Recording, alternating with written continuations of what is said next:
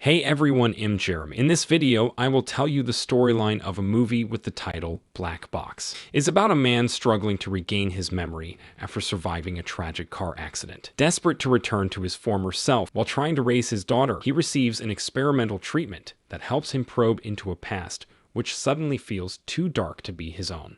Black Box is a 2020 American science fiction horror film directed by Emmanuel Osai Kaffour Jr. and written by him and Stephen Herman.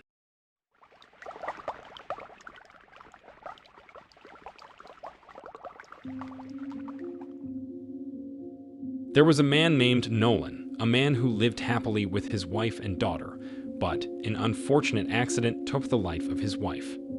Nolan Wright survives a car crash, physically intact but suffering from amnesia. Having lost his wife in the accident, he is now a single father to his 10-year-old daughter, Ava. Ava is very mature and highly precocious, and aids him in many of these tasks, even making excuses for him when he falls short in social settings. Nolan has a hard time remembering his past and doing basic tasks, including cooking and picking up his daughter from school. That day after dropping her daughter off at school, Nolan went to where he worked before.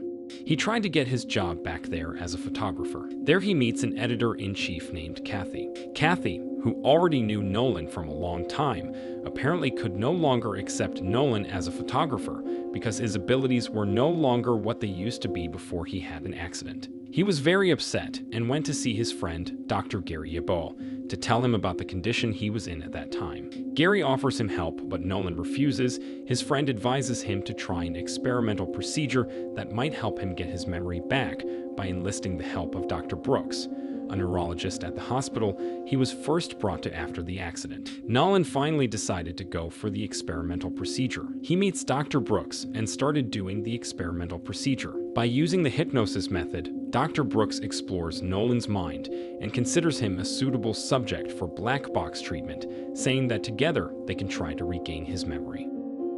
While under hypnosis in his subconscious, Nolan enters an all-black room. There he explores a dark place to explore his memories. But he quickly recovered when a hand touched his shoulder, and that's what he often feels in his nightmares. Dr. Brooks knows that Nolan's memory is still stored in his brain, it just takes a little more effort to bring it back.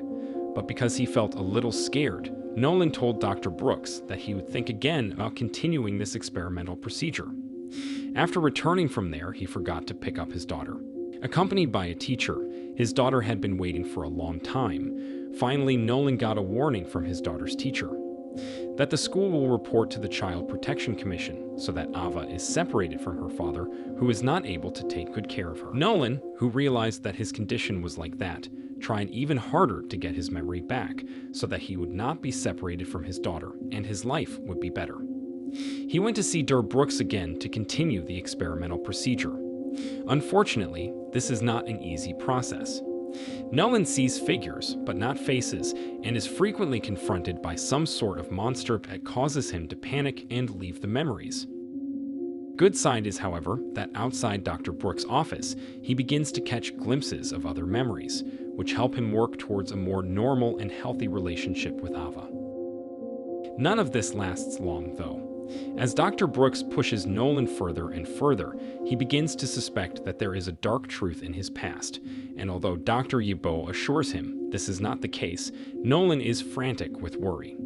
Eventually, in a session with Dr. Brooks, Nolan defeats the monster in his memories and looks into a mirror, only to realize he is not Nolan at all. When he comes to, he is aware of his true identity: Thomas Brooks, Dr. Brooks' own son. Dr. Brooks reveals that Thomas died sometime previously, but before he died she had mapped out his consciousness and uploaded it to the black box so she could download his consciousness into the suitable host when one arrived. Thomas leaves pretending to still be a Nolan, but is struggling with this new knowledge. Eventually, he leaves Ava with Dr. Yabo, as he says he no longer trusts himself. Thomas seeks out his wife and tries to explain to her that he is back, but finds that she has erased all traces of him and does not want him in her life.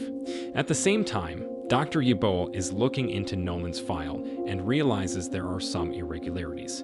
He grows suspicious of Dr. Brooks. Ultimately, he and Ava break into Dr. Brooks' office, where they find her trying to replace what is left of Nolan's consciousness with Thomas's.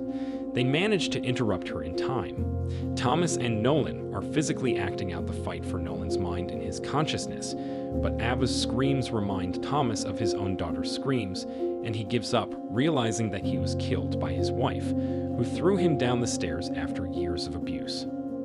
It appears that Thomas has let go of his hold on Nolan, as we see Nolan, Ava, and Dr. Yubo leave, but Thomas's exact fate is left unknown. Dr. Brooks is then shown repairing the black box and trying to run Thomas's mapped consciousness, which seems to work as she looks into the black box, says his name, and smiles.